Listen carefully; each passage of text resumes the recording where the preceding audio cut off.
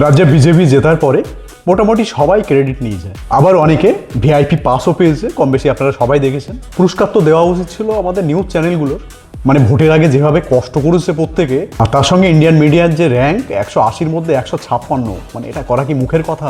যাই হোক, তাদের কিন্তু একটা অ্যাওয়ার্ড দেওয়া উচিত। তবে একজন যোদ্ধার কথা বলতে হয়, যাকে সম্ভবত আপনারা ভুলে গেছেন, মানে আমি বুঝতে পারছি না তাকে ক্রেডিট কেন দেওয়া হচ্ছে না। 2026 সালের স্বাধীনতা সংগ্রামী শফিকুল ইসলামের কথা মনে আছে? আরামবাগ টিভি, তিনি কিন্তু সত্যি সত্যি একজন যোদ্ধা ছিলেন, মানে যেভাবে নিউজগুলো করতেন। হঠাৎ করে কিভাবে হারিয়ে গেলেন জানি না। তো আমি সবার কাছে অনুরোধ করব, ওনার নামটা একটু নমিনেশন দিন, কারণ উনি প্রচুর খেটেছেন এই স্বাধীনতা সংগ্রামের জন্য। ওনার কিন্তু বড় একটা কৃতিত্ব ছিল, মানে সবাই তাকে ভুলে গেল কিভাবে আমি বুঝতে পারছি না। তিনি সেই সময় রাজ্য সরকারের যত ভুল, যত খারাপ কাজ, এগুলো নিয়ে খুব সুন্দর নিউজ করতেন। তার জন্য ওনাই একটা টাইম লাইনেই থাকতেন সব সময়। তো দাদারা আজকাল আর খুব একটা নিউজ দেখা যায় না, সম্ভবত এখন সরকার খুব ভালো কাজ করছে, যার জন্য দাদার আর কোনো নিউজ করতেই হচ্ছে না।